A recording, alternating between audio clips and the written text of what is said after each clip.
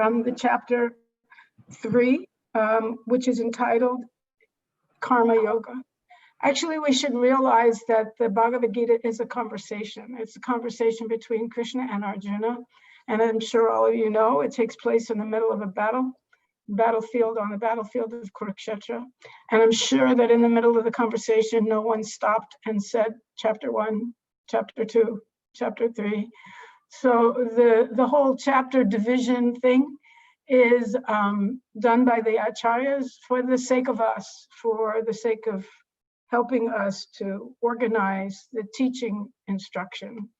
But in the conversation itself, these chapters didn't exist. So in this section of the Bhagavad Gita, Arjuna has expressed to Krishna many doubts, reasons, some of them seemingly very good reasons, but reasons why he didn't want to fight, which was a kind of a surprise because, you know, after being in exile for a long time and having your wife attempted to be raped in a public forum and having all your riches taken away in a dishonest dice game, and then being cheated out of your everything, and being waged in a bet by your brother. I mean, there was a lot of reasons for him to look forward to this battle. And even he did look forward to this battle, but now he's sitting there and by Krishna's arrangement, looking at his grandfather and Dronacharya, his guru, his martial arts guru, and all his so many relatives, because it's a fratricidal war. So both sides are his relatives. And he's thinking, maybe this is not such a good idea. And Krishna is thinking, this is not a good place to decide not to fight. So in order to give Arjuna strength, remove anarthas from his heart, or, you know, doubts that he might have, and also to teach us some lessons. Krishna is a very smart guy, you know, because no one likes philosophy. And we call this Philosophy Friday. But philosophy is kind of like not what everybody is interested in hearing. I know when the videos, many years ago, there were videos made of the Mahabharata that came out in sequence, and everybody in India was watching them. They were all over the place. Everything would stop. I remember in our temple in Juhu, some people, the whole auditorium was filled with people because people didn't have TV, so they would watch it there. And but when you got to the videos where Krishna was speaking the Bhagavad Gita, and then the interest level went right down. It's like, let's get to the war already. Enough of this philosophy stuff. So Krishna put the philosophy of Bhagavad Gita in the middle of a battlefield where there's so much intrigue leading right up to it. And then right after it is the war. But if you want to know what happened in the war, you got to stick through the Bhagavad Gita, because the war doesn't happen unless the Bhagavad Gita is effective. So Krishna is a good strategist. He put everything together in such a way that we're attracted, or we're forced to overcome our lethargy in terms of studying the philosophy. And so, you know, this discussion is going on. Arjuna is expressing his concerns. Finally, he surrenders to Krishna. Krishna calls him a jerk. Not in so many words, but he calls him, he says, you're speaking like a smart person, but actually you're acting like a fool. And many of us are in that position. I'm sure everybody on this call is materially considered a smart person, because all of you have jobs and all of you make, you know, money, and you're all gifted in one way or another. Otherwise, you wouldn't know Avelo, because he only associates with smart people, and especially people who are smart enough to make money, because that's his thing. So you must all be smart people, but somehow or other you're, how many of you there's a little thing on the bottom of your screen that says reactions, and you can, let me see what the options are here.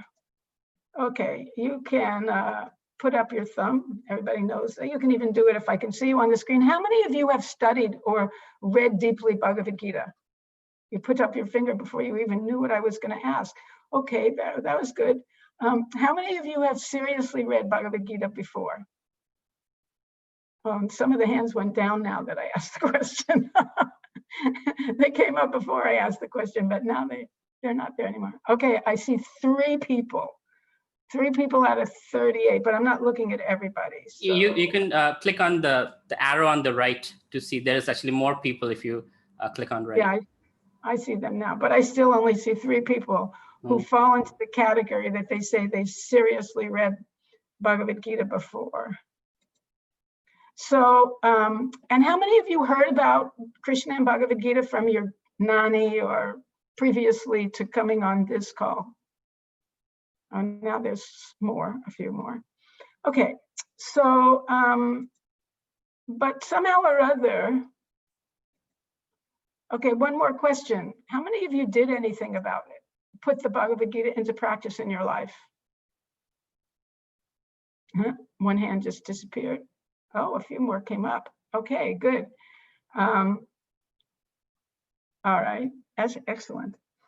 Which verse would you put into practice?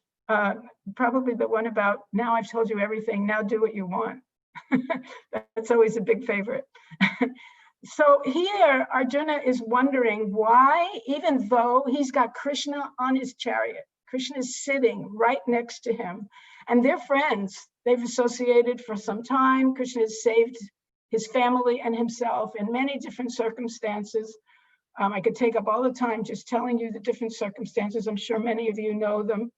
And yet, here everybody is, and they're ready to kill each other. All the brothers, all the sisters, all the friends, they're ready to kill each other, and they're going to kill each other. And it seems like people are forced to act and do the wrong thing, even though they know it's the wrong thing.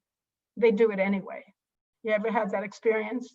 That somehow in your life, you knew in your head that there was some business deal or some cheating thing you were going to get involved in, something a little bit shady or maybe not so little bit shady, and yet you did it anyway, even though there was somewhere in your conscience that said, no, I shouldn't really do this, but it was so lucrative and it was such an opportunity, and after all, no one was looking, and why not, just this once, what the heck. And so you go and do the wrong thing, even though you know it's the wrong thing. And so Arjuna is wondering that it seems like you're almost forced to act against your will. And what is it that makes us act against our will? And this is the question that that Arjuna asked Krishna. He says, "O descendant of Vrishni, by what is one impelled to sinful acts, even unwillingly, as if engaged by force? So what is pushing me to engage by force? What's making me do things that I don't want to do?"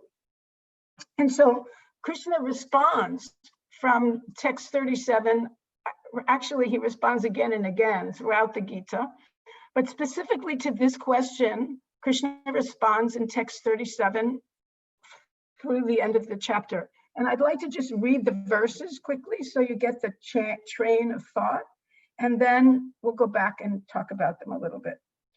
I'm not going to read the Sanskrit. I could, but it just takes time. The Supreme Personality of Godhead said, "It is lust only, Arjuna, which is born of contact with the material modes of passion and later transformed into wrath, and which is the all-devouring sinful enemy of this world. As fire is covered by smoke, as a mirror is covered by dust, or as the embryo is covered by the womb, the living entity is similarly covered by different degrees of lust. Thus, the wise living entity's pure consciousness becomes covered by his eternal enemy in the form of lust, which is never satisfied and which burns like a fire. The senses, the mind, and the intelligence are the sitting places of this lust. Therefore, through them, lust covers the real knowledge of the living entity and bewilders him. Therefore, O Arjuna, best of the parts, in the very beginning, curb this great symbol of lust, by regulating the senses and slay this destroyer of knowledge of self and self-realization.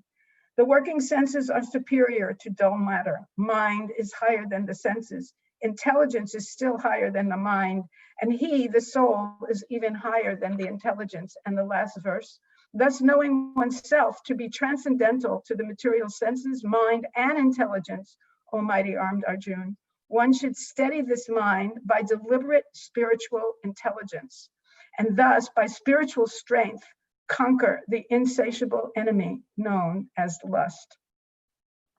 So generally, when we hear the word lust in common conversation and vernacular, do I have the privilege to share my screen now? Is possible? Yes, you can. I have already enabled it. You already gave me permission. Okay, Yeah. let me see. If I could find it. Yes.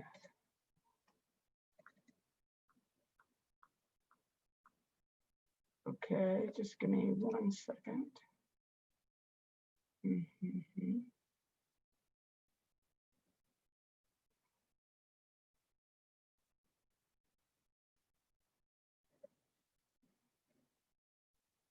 Okay. So previously to this verses that we read, Arjuna and Krishna were having this ongoing conversation. Mataji, we see a blue screen. Is that how it's supposed to be? Yeah, it won't be blue for long. It's Okay. just now coming. There Okay, it got is. it. Okay. So in text 33, there's a verse which is very often misunderstood. And I just, before we're going on to the other verses, I want to make sure that there's clarity here. Because in text 33, Prabhupada uses the word repression. And the use of the word repression, he says, even a man of knowledge, Krishna says, even a man of knowledge who acts according to his own nature, for everyone follows his nature, he has acquired from the three modes of material nature. What can repression accomplish? So even a man who's knowledgeable, even everybody here, all of us, we act according to our own nature. When we're born, we get a body, and that body is a package. It's called parabdha karma. It's a package that we get karmically that has a certain amount of goodness, passion, and ignorance in it. I'm sure you've just talked about the three modes of material nature to these great souls. So the three modes of material nature, they work together to provide us with a certain frame of mind, a certain consciousness. And we're impelled to act in certain ways. Some people are impelled to work and make money. Some people are impelled to be artists. They're good at music. They're very heady. They like to study. They like to teach. They like to work hard. Different people are gifted or not. They're inclined to act in different ways. And Krishna says, what good does repression accomplish? Now, in this world now, the word repression is kind of has a different meaning than it did when Prabhupada used this, made this statement, or he translated it as this word, repression. Because sometimes we say, well, you know, if it feels good, do it. And we should act, because if we don't act on our desire, then those desires will come back and haunt us later on. So therefore, what good does repression accomplish? Repression is understood to be the artificial pushing down of what we really want to do. But that in other commentaries, the word is used as punishment. And actually, repression also means punishment. When you have a government that represses the people, they push them down by punishing them. And that doesn't do any good, because as soon as the punishment goes away, Hare Krishna, as soon as the punishment goes away, then immediately they go back and do the same thing they did before. They overthrow the government, because our relationship with Krishna and our understanding of who we are has to be voluntary. It cannot be forced. So Krishna says, what good does repression accomplish? It doesn't really work. We're going to be forced to act by Mr. Lust. And this is what we read today. So this is my icon for Mr. Lust. Meet him. I'm sure you've already met him. You just didn't know you were meeting him. So Mr. Lust burns like fire, And he forces us to act even though we don't want to act in a certain way. There are other books that we read, Nectar of Instruction, which talk a lot about this pushing.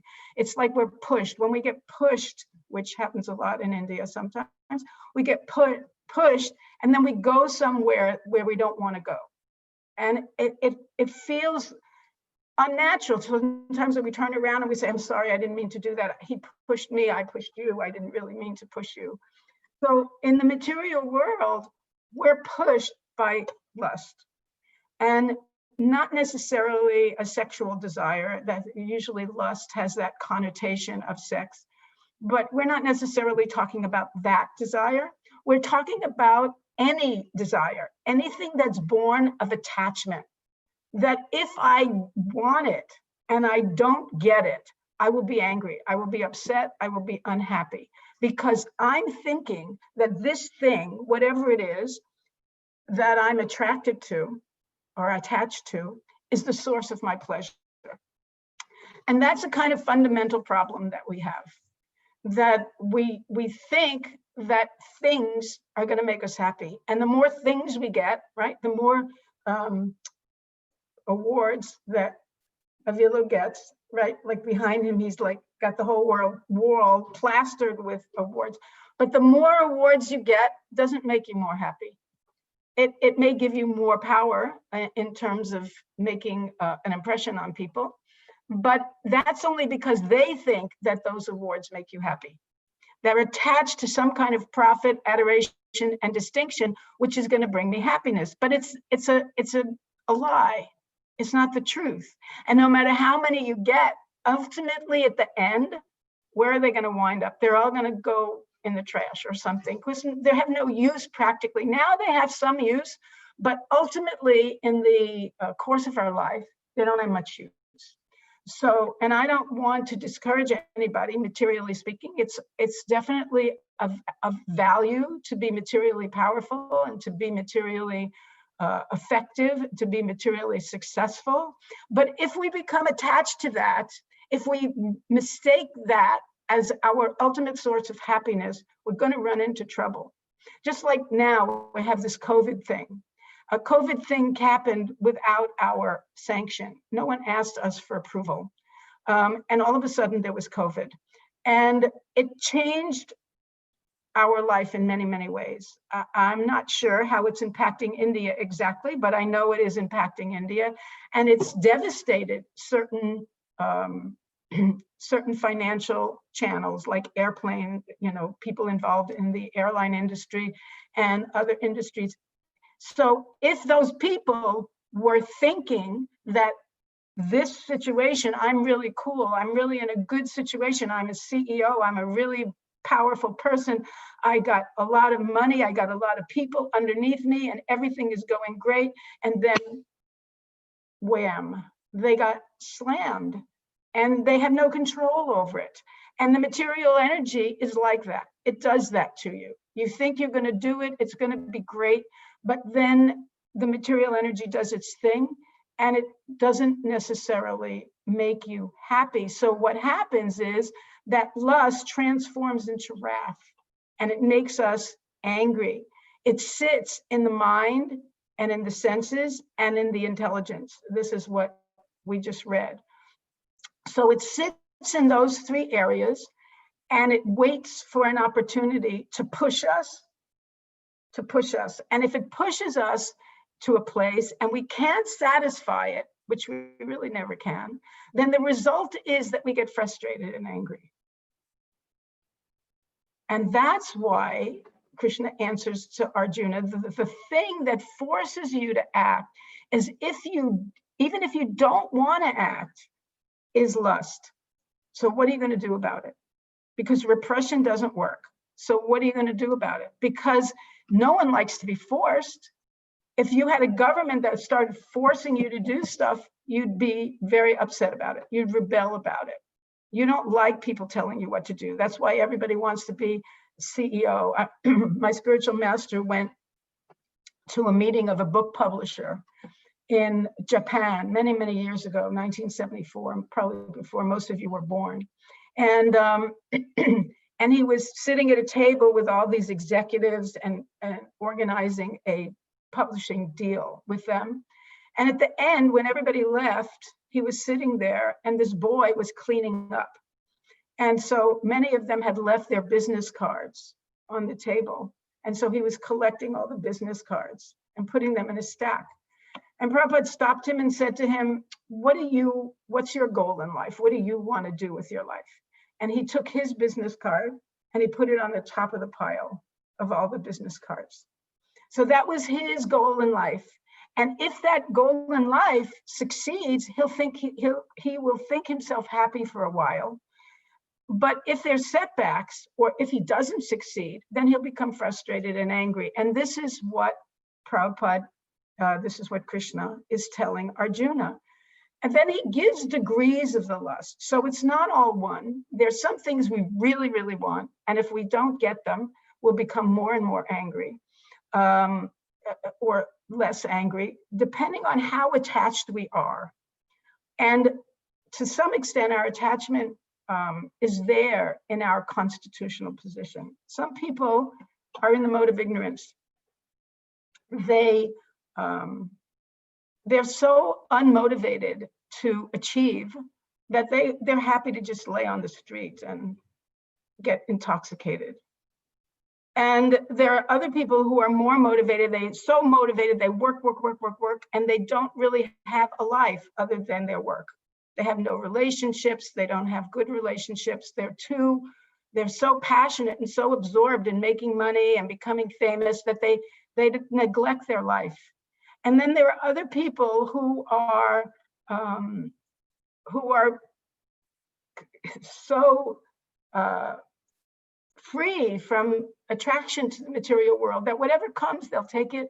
And if it doesn't come, and when it comes, they'll do their best. They'll work really hard, but they're not attached to it. If it doesn't work out, they'll just go to something else and they'll be completely satisfied. So Krishna categorizes these 3 degrees of lust in different ways. He says that the people who are really, really covered to the point where they just, all they think about is being without any kind of stress, without any kind of impetus for anything. They don't want to do anything. They just want to lay down and be comfortable. These people are compared to an embryo in the womb. The embryo in the womb is very helpless. He can't do anything. He gets the body of a tree. Like a tree, it just stands there. And maybe it suffers. Here, I'll just tell you, just for your own edification, where I am, it's -3 degrees now. So, and it's not comfortable outside. It's very cold. So no one wants to go outside. The tree is outside all the time. All the leaves fell off, most of them. But the tree can't do anything about it. It can't do anything about it. So this is compared to the living entity in the womb.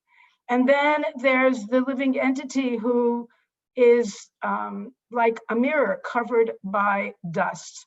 And when a mirror is covered by dust, you can't see yourself in the mirror. So these living entities, sometimes they're animals or lower natured human beings that really don't understand who they are or what the purpose of life is. And so they're happy to just do the basic animal things, which are eating, sleeping, mating, and defending.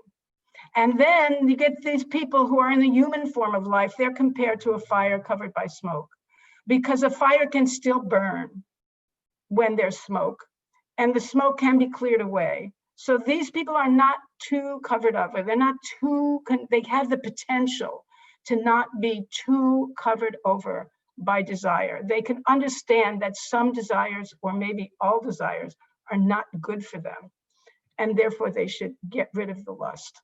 So we know that this is the mind, the senses, the intelligence, but the jiva soul, the spirit soul, is sitting within the body of every living entity. And if we just act in terms of what the mind wants and what the senses want, then we wind up being very, very, our material life becomes very, very difficult. So Krishna is telling Arjuna that you need to control this guy, Mr. Lust. And controlling him requires a little bit of austerity. For all of us, it does. It's just common sense, really. A child goes into the store, into any shop, and he just wants things. He screams and cries if he doesn't get what he wants. And he doesn't know that some of these things are not good for him. And if he, some of us, or child, may want just to eat whatever. So he just wants to eat one thing, ice cream or pizza or whatever. Maggie noodles. He just wants to eat that all the time. But if he eats it all the time, he's going to get sick. But he likes it. So he thinks, I'll just eat it all the time. And it makes me feel good. But his parents, they understand, no. You can't just eat that all the time. You have to eat what's good for you. Even though you may not like it, you have to eat what's good for you. Because if you don't eat what's good for you, you won't be healthy. And in the long run, you'll become miserable. So Krishna is telling Arjuna that if you just pursue the things that your senses want, and pursue, I spend a minute with the word pursue, because we always think of getting things when we think about what we want. But sometimes we push things away because we don't want them, right? So attraction and repulsion are actually the same thing. We don't want to be repulsed from things, and we don't want to be attracted to things because they give us sense pleasure. We want to use things intelligently, and we want to understand that these things that we're using purposefully and with good reason are not really the source of our happiness. Our happiness comes from inside because we're spiritual. And unless we tap into that level of happiness, we're gonna suffer. So if you're wondering why, I noticed the other day, someone invited me to a seminar. It was a seminar on loneliness. 2,500 people signed up for that seminar. And I immediately thought of Gita or Avelo. Not because if you have the right, if you're selling the right thing, then people want it, and this girl that's teaching it, she's a social worker for troubled teenagers. But the reason it's such a popular seminar now, that 2,000 people signed up, over 2,000 people, is because of COVID. A lot of people are suffering from loneliness. They're trapped in their house, they can't go outside, they're working from home. Everything is happening in a very small space. And their interactions with people, especially intimate interactions with people, friends, is very much curtailed. People are suffering because they're lonely. So even if they've managed to beat the financial problem and they're rich, even if they have a beautiful car in the driveway, even they have a nice apartment that they thought previously was great, and they have 2 nice kids, now they're with their kids 24/7, and they wish their kids would evaporate or at least go play at the grandma's house for a few weeks. My wife, I love her. We had such a wonderful relationship, but now we're together all the time in this apartment, and I'm ready to wring her neck. So this is what's happening in the material world. Really, it's happening in the material world because we're in this artificial bubble thinking that this material world is going to give us happiness. And when it shifts, we suffer because we're looking for happiness in the wrong place. And so it's just a matter of time. It might look good now, but it's not going to look good later. And this is what Krishna is telling Arjuna. If you depend on the things that your senses and mind tell you you want, and you pursue those things, you're going to wind up dissatisfied. You're going to wind up unhappy. So this loneliness seminar that attracted 2,000 people, it attracted 2,000 people because people are feeling alone, even though they're on Zoom, even though they have internet, even though they're talking maybe to so many people on the phone, and they have, millions of opportunities to contact or hear or listen to music or watch television or look at movies on Netflix, still they're feeling lonely. They're still feeling lonely because the soul is not, they're not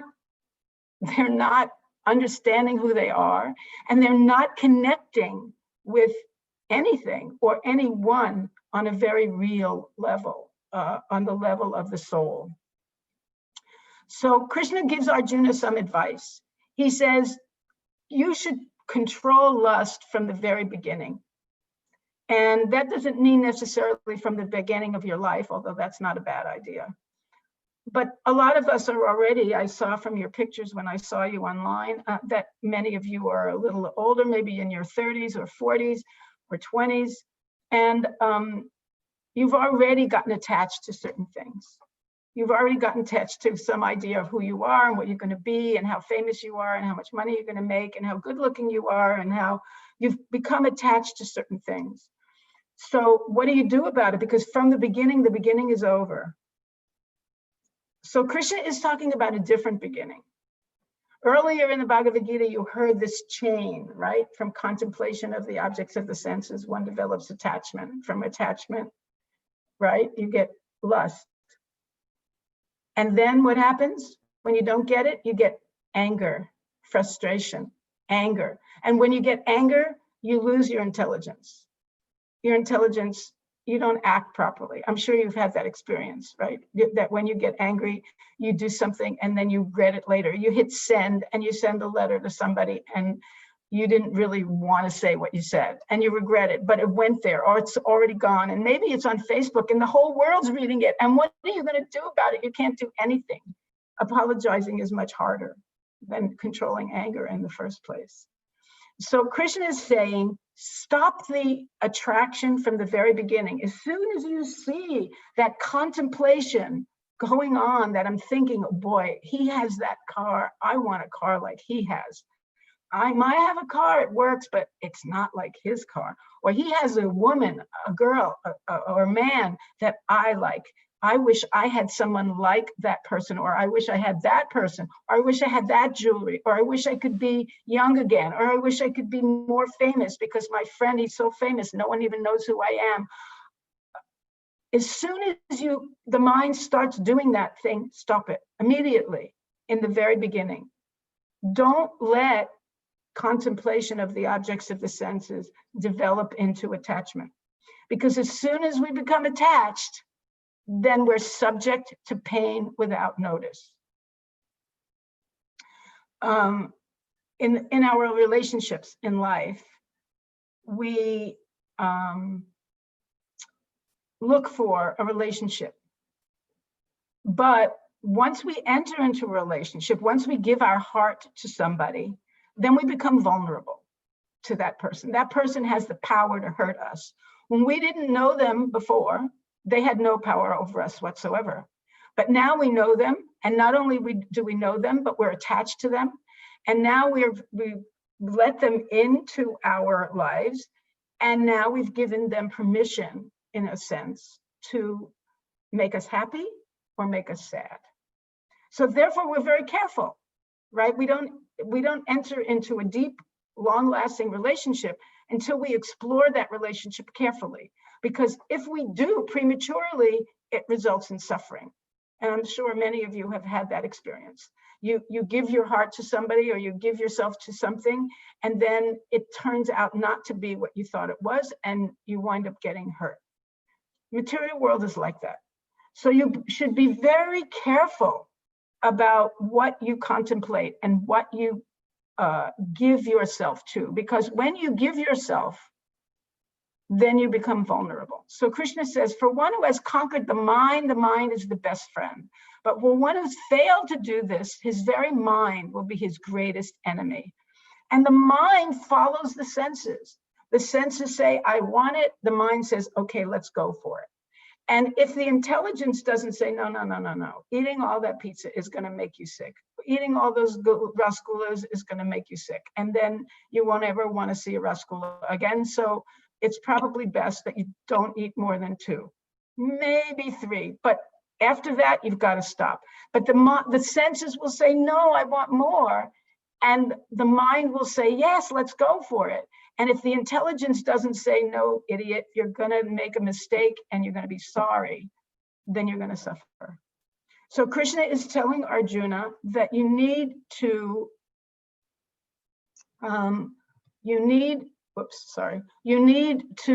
strengthen your intelligence. You need to build your intelligence.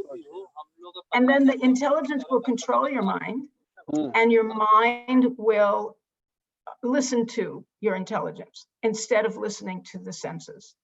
So this is the message that's here in the Bhagavad Gita. It's explained in much more detail elsewhere. But one of the ways that we can engage ourselves in spiritual practice and therefore calm down the senses and the mind and develop our spiritual intelligence. In Bhagavad Gita, later on in the Bhagavad Gita, intelligence is defined as understanding the relationship between the spirit soul, the material body, and the material world, and how they interact with each other. Most people spend their lives trying to figure out how the body interacts with the material world, and they leave out the spirit soul. They don't even think about it. But if you're studying Bhagavad Gita, and if you are here in this Sangha, then it indicates that you have some indication that there's something to life more than the body and the body's relationship with the material world. And that person, that living entity, that spirit soul has to be served, has to be satisfied in order for you to really feel satisfied. If you neglect that spiritual part of yourself and you just try to satisfy your senses, you're going to suffer. And Krishna says it burns like fire and it never stops, right? That's what Arjuna says. It never stops. So let's see what this says here. Okay, so, it's a message to you guys, not to me. So we need to work on, just like we work, all of us are working on making money and getting the material things we want. Everybody has a list. By the way, if you have a bucket list, a list of things you want in this life, you better be careful, because if there's anything left on that list with the time of death, you're going to take birth again, just to make sure that you get everything off the list. So therefore, we want to be free from material desire. We want to satisfy the soul. And as much as we work hard to achieve material success, we better give at least that much effort to achieving spiritual success. This is what Krishna is telling Arjuna, and this is what's going to be the message to the Bhagavad Gita till the very end. That unless you satisfy you, the soul, you're never going to be satisfied materially. You'll never have enough, and you'll never be happy. You'll always be anxious for the next thing. So, and that's what lust is all about, and that's why lust becomes our worst enemy, because it drives us to do things without giving us the intelligence to understand that they're not worth, it's not worth fighting for. It's not worth sacrificing on our real happiness for. So I'm supposed to stop here in 2 minutes, yeah, or now, whatever. If anyone has any questions, we can have some discussion. I'm going to stop sharing the screen. Here's everybody again.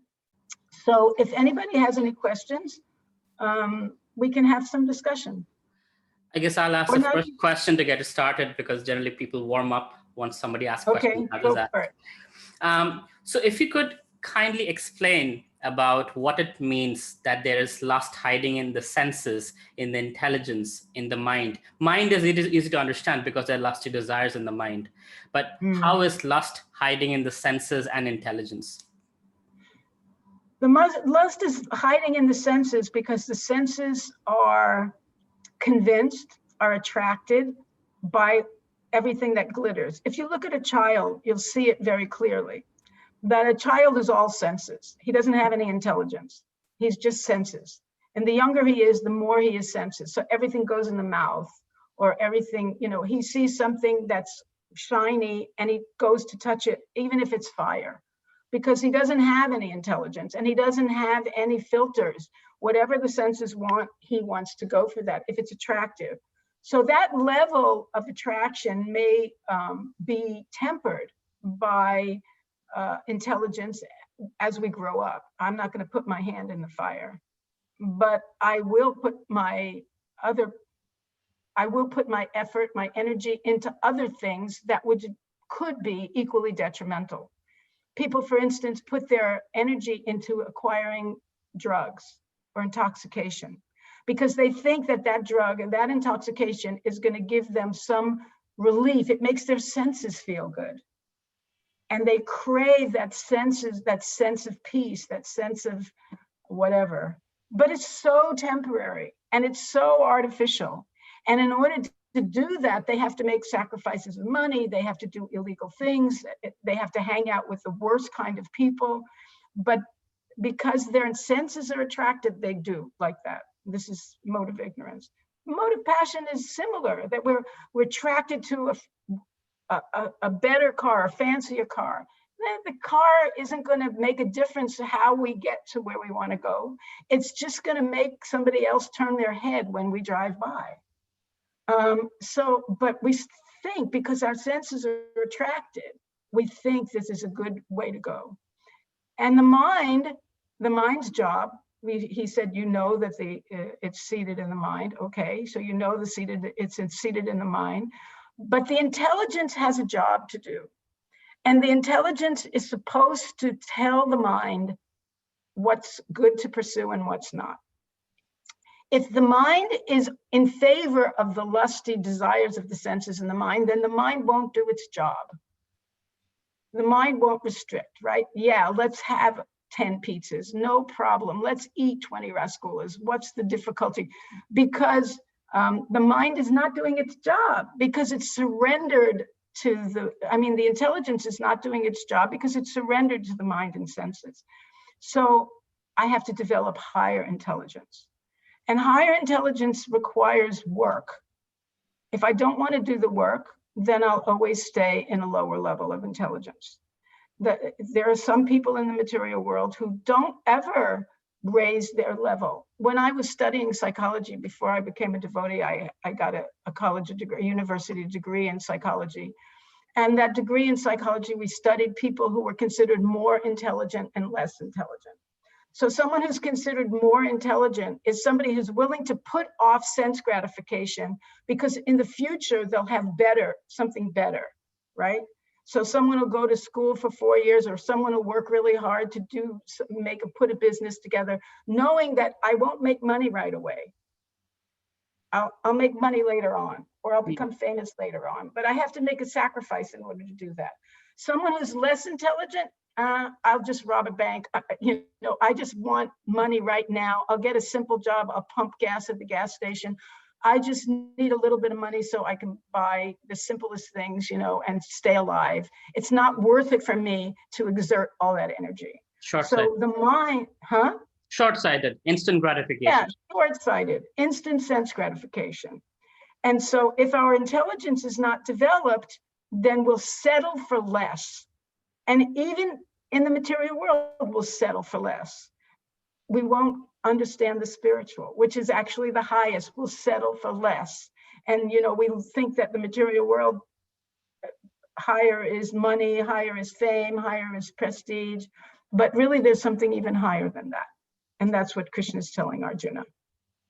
Cool. Okay, then we'll open up now. If you guys have questions, feel free to unmute your mic and ask. Even if you have something reflection. Yes, I see Anant just unmuted himself. That's usually a good sign. Yeah. Hare Krishna Mataji, I'm audible. Okay. Yes, you're audible. Mataji, just I want to ask one question. Few days ago, I visited Siddha Mayapur. So one incident I actually faced there. Actually, I'm facing so much craving for the Mayapur prasadam. So I'm not able to control my senses at that time. So you have told about senses and urges, all that thing. So just I want to ask the question: how can I control?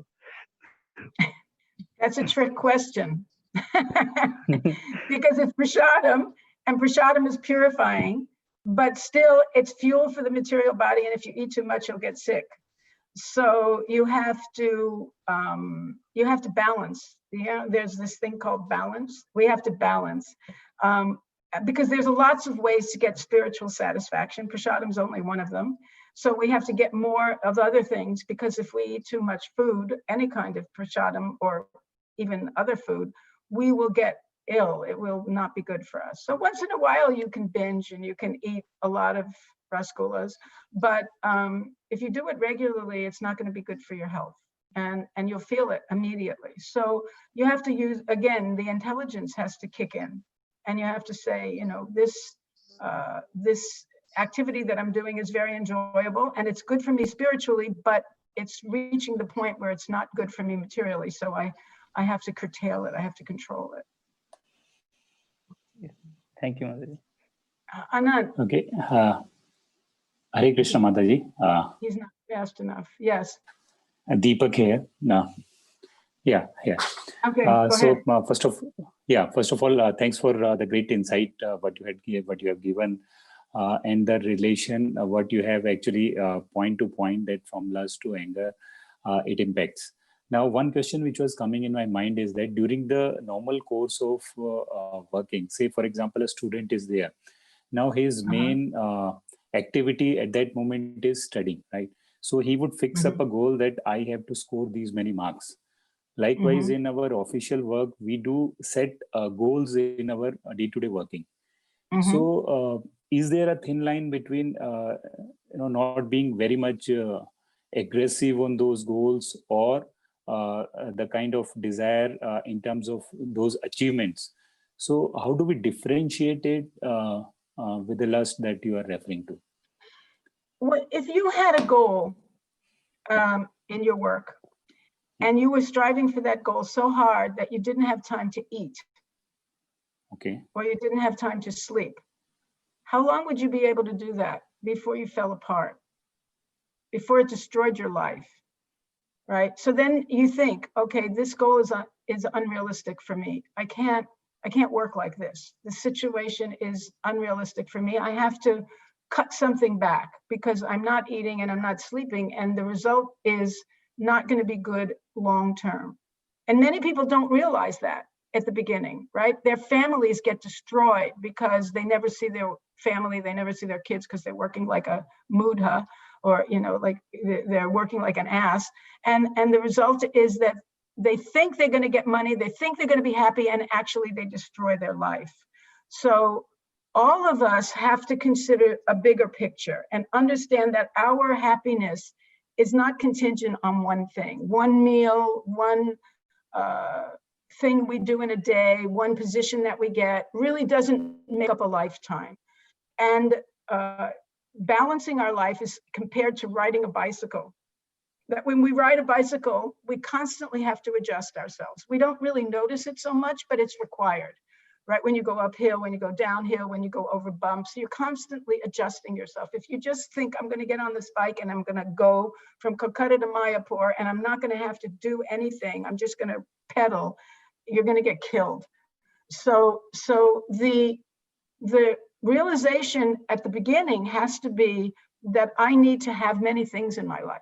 I need friends, I need good health, I need some money, I need a roof over my head, I need food, I need family, I need so many things. And if one thing starts to dominate our life to the point where it forces other things out, and did I add spiritual life to that list? That it's part of it. If I don't have a part of me in spiritual life, I'm not going to feel satisfied. Even if I get tons of money and I'm not going to be satisfied. So I have to see the big picture.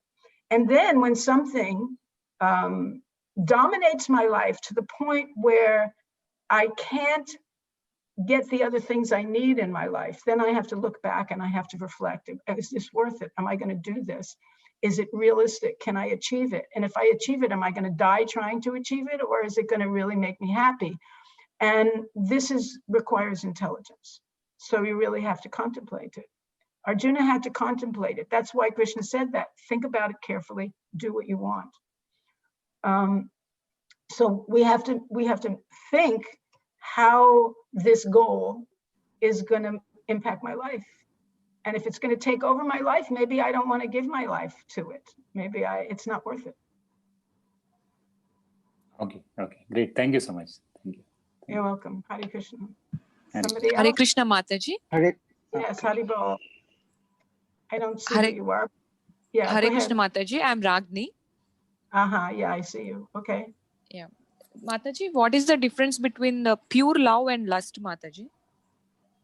What is the difference between pure love and lust? I think, are you talking about pure love in relation to God, or you were talking about pure love in relation to another person in the material world? Both, Mataji. Okay. Yeah. Usually we use the word pure when we're talking in spiritual circles to mean a love of God, which, you know, I have no other love than love of God. But in the material world, we do have love of some type. And generally we understand that love means that I am more concerned with someone else's happiness than my own. So when someone like a mother, it's said that a mother's love for her child is the purest kind of love that exists in the material world. Because even if the child treats her badly, bites her when nursing, or throws things at her, yeah, you like that, right? Or whatever the child does, the mother's love lives through it all, right? It lives through it all. And when we talk about Dharma Patni, we talk about a woman who serves her husband and, you know, and will do anything, Sita, because we're very close to Diwali and we just had Dasara.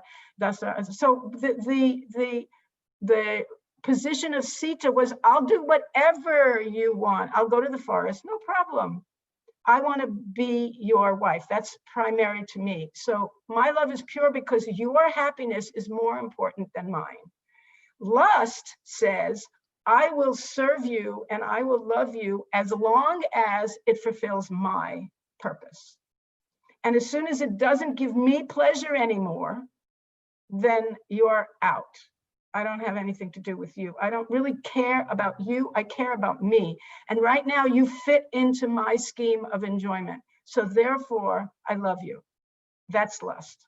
And we see it very commonly amongst younger, especially younger boys and girls relationship, that they come together because they gratify each other's senses. And as soon as it becomes a little difficult, that's why in the marriage vows in America or in Christian circles, they say, till death do us part, in sickness and in health, in good and in bad.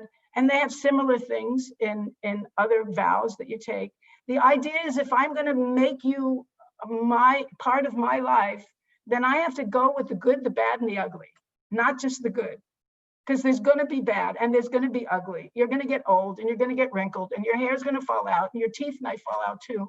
But I'm going to serve you because I care about you. And you're going to serve me because you care about me. That's love. Lust is, I'll hang around with you as long as you're the prettiest girl on the block. But if somebody else comes by that's more attractive, see you later. Is Beautiful. that okay? Love Yes, that. yes, Mataji. It's wonderful, Mataji. Thank you so much. Hare Krishna. Hare Hare- Krishna. Hare Krishna, Mataji. Yes. Hello. Hello, I hear you. Okay. So before jumping into my question, I would just tell you one thing, that this is something that I've noticed, that meditating on the Hare Krishna Mahamantra has an extraordinary power and potency of its own. So Awesome. like it is so satisfying that it satisfies one's hunger for Krishna to some extent, I would say. So my question is, how would you suggest that like one can stay and keep his hunger for Krishna alive?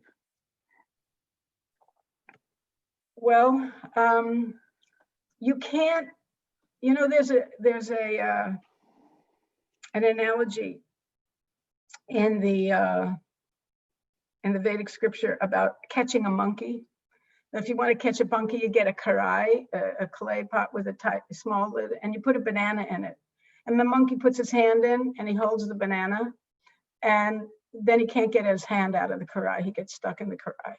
But the fact is that he could let go of the banana and he could take his hand out easily. But because he's attached to the banana, his lack of willingness to let it go keeps him stuck. So if you develop attachment for like chanting Hare Krishna, and this other devotee was talking about prasadam, getting attached to prasadam. If you become attached to spiritual things, then it becomes very easy to let go of the banana. But if you're attached to the banana, you can't really give yourself fully to spiritual things because you've got this thing hanging on your arm and you can't get rid of it because you're attached to the banana. So if you want to increase your spiritual life, or get to know Krishna better, which is kind of your question, right? I want to develop my relationship with Krishna more. So then I have to do things. I have to chant more. And also the time of day that I chant really makes a difference. Because if I chant when I'm peaceful in the morning, when it's quiet, before the world comes, into my pocket and my phone and on Google and all over the place, then I can meditate better. I can get more of the experience, like taking a good bath, you get purified. And strangely enough, that when you take the time to do that, you're more effective in your material life. So even though it seems like you're going to have less time to do material things, you'll be more effective. So you'll be able to work smarter rather than work harder. And you'll be satisfied. So then you become detached. As you become satisfied internally, you can be detached from material things. They don't have the power to push your buttons. They don't have the power to agitate you anymore. And you become more and more able to get your happiness from Krishna. And you have to do things. You have to eat, you have to keep a roof over your head. You have a family, you have to take care of. It's life in the material world. But if your happiness is coming from a spiritual place, then you can do those things and keep your life simple. I was really realizing, I was telling another class I was teaching that one of the things I really realized is that making advancement in spiritual life is it's really important that we live simply, because material life is asking us to complicate our lives with so many things. And the more we listen to it, the more we get on Amazon and order stuff all the time, the more we become entangled. And then we look at all the things on the screen and we think, oh yeah, I could use that, and I could use that too, and yeah, I need that too, and and then you just get entangled in this web.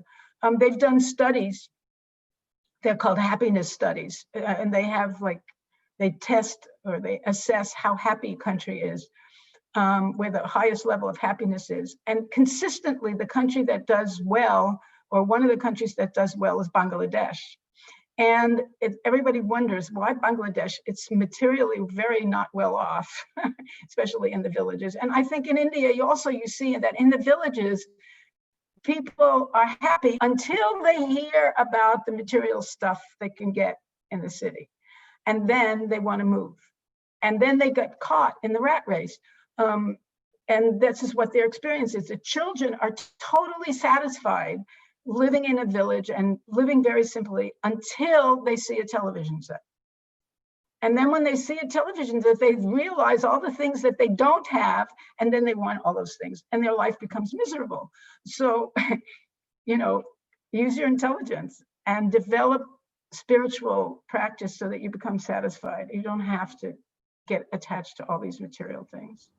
Okay.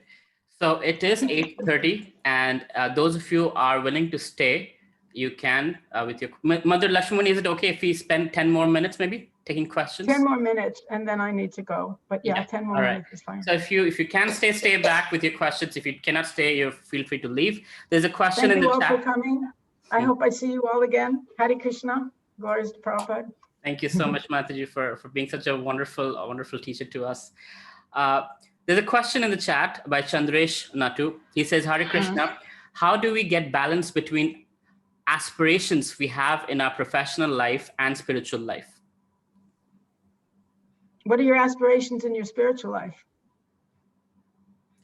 How much do you think about them? It's a kind of a rhetorical question, because the material world will encourage us to think about our material aspirations. every advertising, every business, our grandparents, our parents, our wife, our children will all encourage us to succeed materially. We have to encourage ourselves to succeed spiritually. And so we think about our material life all the time, because if we don't eat, we don't have a place to sleep, we have to go to work, we have to be somewhere at a certain time, we have to do a certain thing, we have a quota. So there's lots of things to help us stay on track materially. Actually, the train often runs us over, but there's very little to encourage us to stay on track spiritually. We need to do that for ourselves. Okay. I hope, Chandresh, that helps. Okay. Somebody's asking, Hare Krishna, is lust a behavior? Lust is a behavior born of a consciousness. It's manifest in behavior. Everything is manifest in behavior. You feel anger, you act angry. You feel, agitated, you act agitated. So whatever we feel is going to come out in our actions, thinking, feeling, willing. So we think first, and then we contemplate, and then we do. And so if we're contemplating things that will titillate our senses, then we'll act in lusty ways. Okay. So lust is based on those feelings, yes. The next question is Charu Arora. She's saying, Hare Krishna, dear Mataji, Maya is so powerful. Why has Krishna created it? To test us or to keep the wheel of karma going? Not to keep the wheel of karma going. Krishna would happily eliminate the wheel of karma if we didn't have material desires. But unfortunately, we do have material desires. And so it's just like a child. If a child can sit peacefully in an assembly and not make a sound, and you can do your work, then fine, you'll take him with you wherever you go. But unfortunately, that's not the reality. So you either have to get a babysitter, or you have to give the child a ton of stuff to play with so that he keeps busy and stays out of your way. So in the material world, we're in the material world because we have material desire. So we weren't satisfied. We weren't happy not being the controller. It's not really about getting stuff. It's about a sense of control, about being in charge. We're very attached to being in charge, to being the CEO of at least ourselves, which is a facade, because we're really not in control of anything. Try and control COVID and see how good you do. Or the weather, or your health. It's impossible. So, but we think we have this illusion that we're in control. And as long as we're attached to that, being in control, we're going to suffer. So Krishna gives us a playpen. And you have to remember that in Krishna's time, we just have a timeout. When a kid isn't behaving themselves, you put them in a corner for a few minutes. The kid thinks, 2 minutes, you're putting me in a corner for 2 minutes, that's forever. And he's sitting there dying during that time. But for the parent, 2 minutes is nothing. For Krishna, in his time, our time in the material world is like that. But for us, we can stay here as long as we want. And hopefully we'll become purified and we'll start clarifying our vision. In which case, Maya Devi, who was given a very bad rap, she's really Krishna's security guard. As soon as you pass the security inspection, she'll let you in. But if you're trying to bring a gun and you're trying to bring, all your material baggage in, sorry, but the luggage allowance is nothing. When you're going from the material world to the spiritual world, you can't take anything with you. So as long as you're determined to have a lot of luggage, you're going to have to stay in the material world. And Krishna will give you a facility to stay there. He'll book a hotel for you, but that's not where we really want to be. So if you want to go to the spiritual world, you just have to pass the inspection. That's why the material world is here. And that's what Maya Devi's job is. She's actually a great devotee.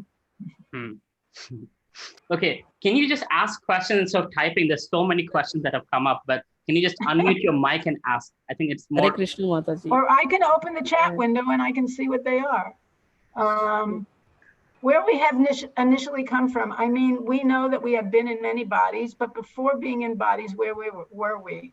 Well, we were in the spiritual world to some degree. The spiritual world has many levels, but we were in a spiritual sphere.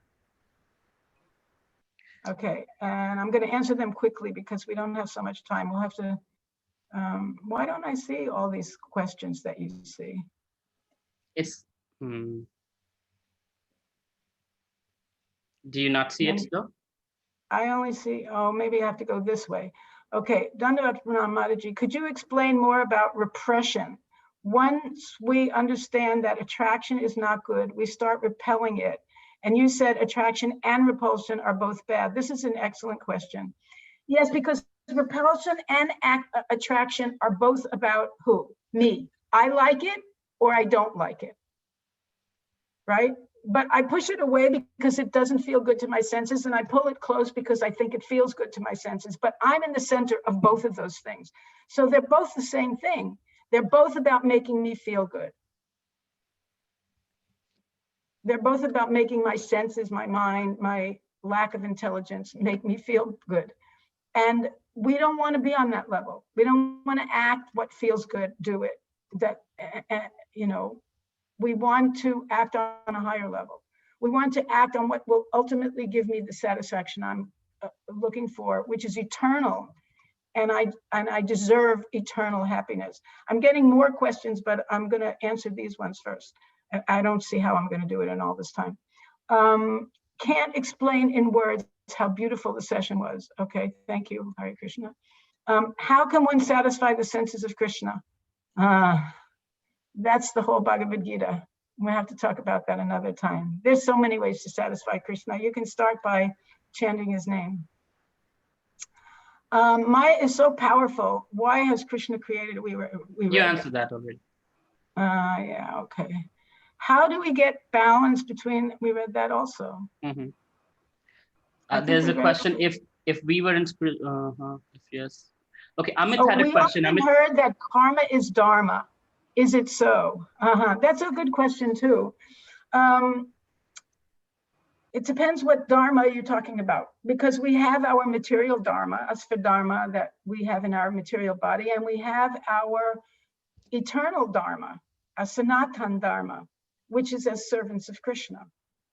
So the materialists will tell you that karma is dharma because your working is what you're supposed to do. That's what keeps the capitalistic government happy and alive. It keeps Avelo also happy and alive. We're supposed to do things. And Krishna told Arjuna, you have to do your duty. Your duty is to fight. You have to do it. But that's what he told Krishna in the Bhagavad Gita. Later on in the Bhagavatam, when Arjuna was older and there was somebody to do his duty, then it was his duty to focus completely on spiritual life, 100%, no longer fight. So gradually, as we go through the different stages of life, we have different responsibilities, and we may have more or less time for spiritual practice, but we should always keep it in the forefront of our consciousness that we have to keep our spiritual fire going. So karma is part of our dharma, but it's not the entire dharma. And in this sense, karma means work, and dharma means what we're supposed to do, the right thing to do. But there are other meanings of karma also. And so when you do karma, which means action for yourself, then you're going to get a reaction, which is also karma. And that karma is going to create another body, which is going to cause you to take birth again. Real dharma will end the cycle of karma. Okay, quickly, Amit, ask your question. I know you wanted to ask. Yeah. Hare Krishna Mataji. So Yes. I want to ask something else. Like I have heard many a times from Ajita Prabhu about the prasadam prepared by Srila Prabhupada, which was mainly, especially the halwa. So I want to ask something like about that experience of tasting, if you can share with us, like about the Of prasadam eating prepared by prasadam, halava? like Is that made what by you're Srila asking? Prabhupada. Did you ever taste Srila Prabhupada's cooking? I guess that's what he's asking. Yes, and not only did I taste Prabhupada's cooking, but I cooked for him too. Oh, wow. So he tasted my cooking, which was very unfortunate. For him. But yeah, because I was a little girl in 1974 in Delhi, I was cooking for Prabhupada, and it was a very interesting experience. It's my first time in India, my first time cooking on a kerosene pump stove like this. And yeah, Hare Krishna, I was cooking for Prabhupada. But Prabhupada did cook for us sometimes, and he was a wonderful cook.